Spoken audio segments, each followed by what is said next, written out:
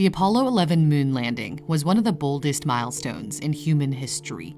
Yet it almost didn't happen. On July 20, 1969, 3 minutes before Neil Armstrong and Buzz Aldrin stepped foot on the lunar surface, something went wrong. The computer set off alarms warning of an emergency. Error codes popped up on screen. NASA faced a tough decision. Should they continue or cancel the mission? Had the agency decided to abort, it would have been a crushing blow for NASA, heartbreaking for the nation, and would have created a window of opportunity for the Russians to get to the moon first.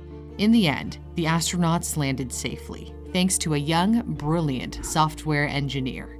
Margaret Hamilton developed NASA's in-flight software for Apollo. She spent her entire career focused on anticipating problems and solving them, which saved the moon landing. Her penchant for detecting errors came from an unexpected place after an incident involving her young daughter. Hamilton was born 33 years earlier, on August 17, 1936, in the small town of Paoli, Indiana. She earned a degree in mathematics with a minor in philosophy from Earlham College.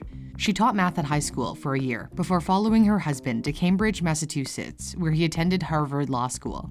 To support her husband's studies, she took a job at MIT, writing software that could predict the weather.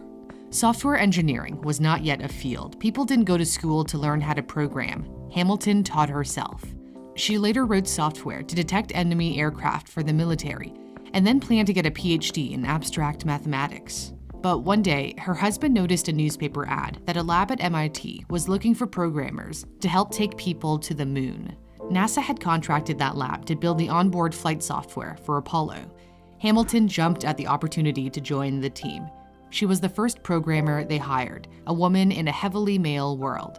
Hamilton began writing code for the portable computer responsible for controlling the spacecraft. The Apollo guidance computer, engineered at MIT, was a technological marvel, given computers back then were the size of rooms. One unit was aboard the command module Columbia that took astronauts to and from Earth. The other was aboard Eagle, which landed on the moon. At first, NASA executives assigned Hamilton low-level tasks since she was one of the least experienced programmers. Her first assignment was to write code that would kick in if the mission had to abort. The higher-ups were so sure this wouldn't happen that she named her program Forget It, because she didn't think any of the emergencies she planned for would ever see the light of day. Her software needed to detect unexpected errors quickly and recover from them in real time.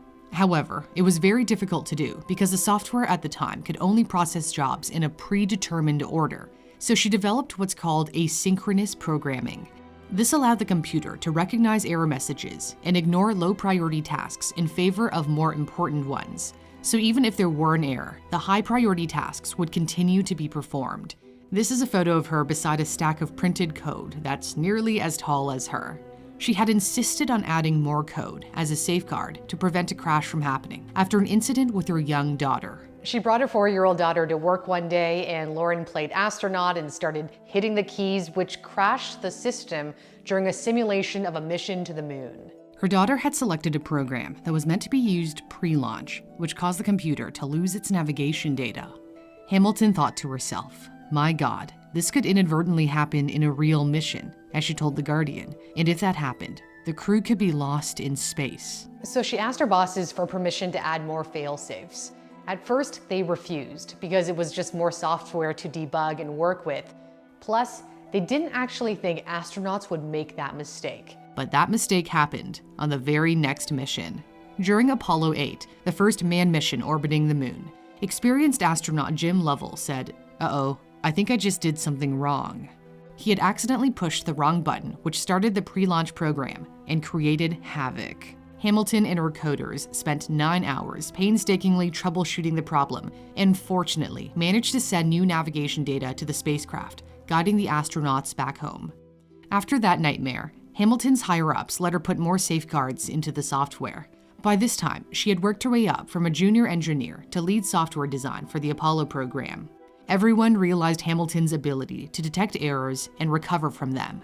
The team got the greatest scare during the Apollo 11 mission. Just as Armstrong and Aldrin were about to land on the lunar surface, the computer started flashing error codes. Hamilton was standing in the monitoring room at MIT when she saw what was happening. They later discovered that a radar switch was in the wrong position and took up processing power, overloading the computer. The moon mission was at risk of being aborted. However, NASA trusted Hamilton's system.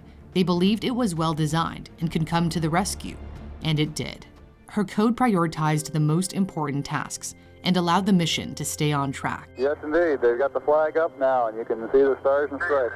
The software worked perfectly, and both astronauts landed safely on the moon. It was a moment that hit Hamilton hard. She recalled saying, "My God, look what happened. We did it. It worked." It was exciting. Hamilton popularized the term software engineering. At the time, software was not taken as seriously as other disciplines in engineering. She helped launch an industry that is now changing human history. Margaret Hayfield Hamilton.